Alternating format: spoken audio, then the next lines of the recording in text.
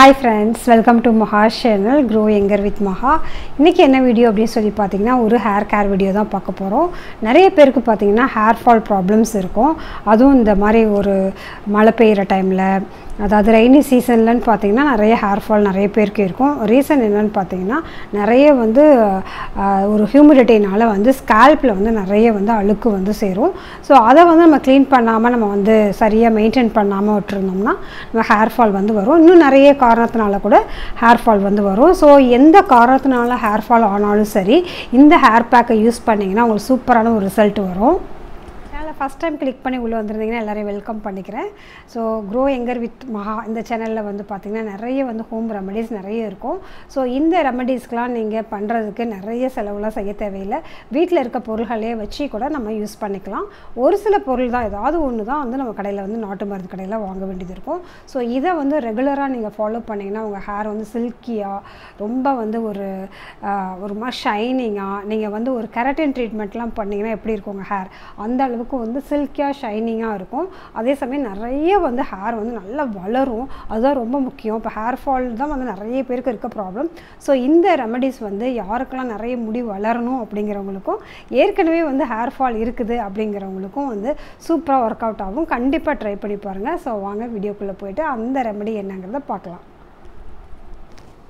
So இந்த hair mask வந்து ரொம்ப சிம்பிளான மாஸ்க்குங்க. ஸோ கருவேப்பிலை எல்லா வீட்லேயுமே இருக்கும். ஸோ கருவேப்பிலை வந்து இது ஒரு கைப்படி வந்து எடுத்துக்கோங்க. நான் ஒரு கப் ஃபுல்லாக வந்து கருவேப்பிலை எடுத்திருக்கேன். ஃப்ரெஷ்ஷான கருவேப்பிலை எடுத்துக்கோங்க. பொடியை விட இந்த மாதிரி ஃப்ரெஷ்ஷான கருவேப்பிலை வந்து ஹேர் நல்லா வந்து கருப்பாக வர்றதுக்கும் நல்லா வளர்கிறதுக்கும் வந்து யூஸ்ஃபுல்லாக இருக்கும்.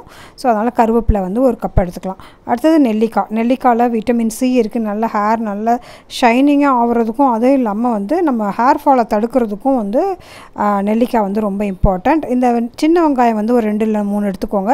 இது வந்து இந்த மாதிரி ஒரு சின்னதாக நம்ம அதாவது வந்து ஆன்டி இன்ஃபெக்ஷன்லாம் இருக்கும் இல்லையா, ஃபங்கல் இன்ஃபெக்ஷன் அந்த மாதிரி இதுக்கெல்லாம் வந்து யூஸ்ஃபுல்லாக இருக்கும். ஸோ அதுவும் ஹேர் வளர்கிறதுக்கு வந்து அதெல்லாம் பேச்சஸ் எதாவது இருந்தால் கூட ஹீல் பண்ணுறதுக்கு சின்ன வெங்காயம் ரொம்ப நல்லது. ஸோ அதுவும் எடுத்துக்கோங்க. அது சின்ன துண்டு இஞ்சி வச்சுக்கோங்க. அதுக்கப்புறம் லெமன் இந்த மாதிரி புழிஞ்சிட்டு வெறும் அந்த தோல் மட்டும் இருக்கு இல்லையா அதை மட்டும் எடுத்துக்கோங்க.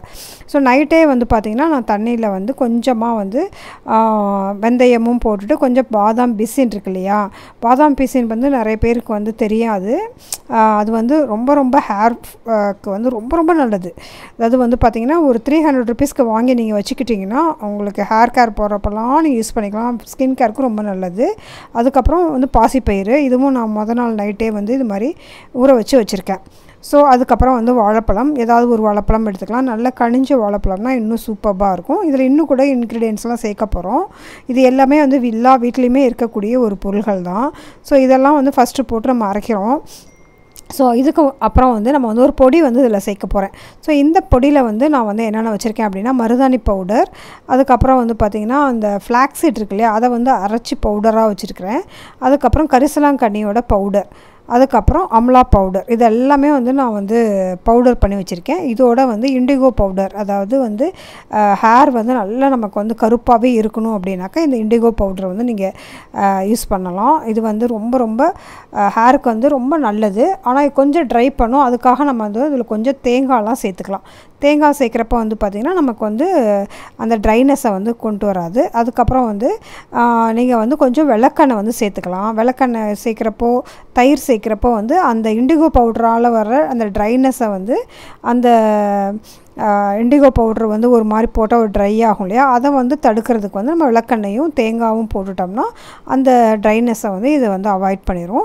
ஸோ இப்போ எல்லாமே போட்டு நம்ம மிக்சியில் வந்து ஃபஸ்ட்டு இதை அரைச்சிடலாம். ஸோ இதை அரைச்சிட்டு இதில் வந்து இன்னும் 2-3 இன்க்ரீடியன்ட் சேர்க்கணும். அதை நான் வந்து காட்டுறேன்.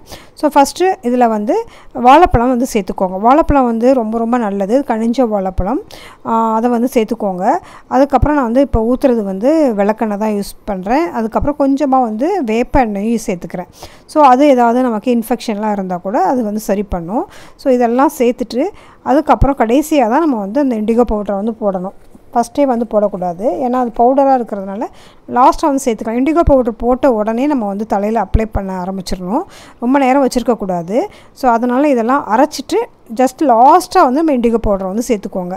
இதை ரெகுலராக நீங்கள் தலையில் யூஸ் பண்ணுறப்ப வந்து பார்த்திங்கன்னா உங்கள் முடி வந்து ஒயிட்டே ஆகாது.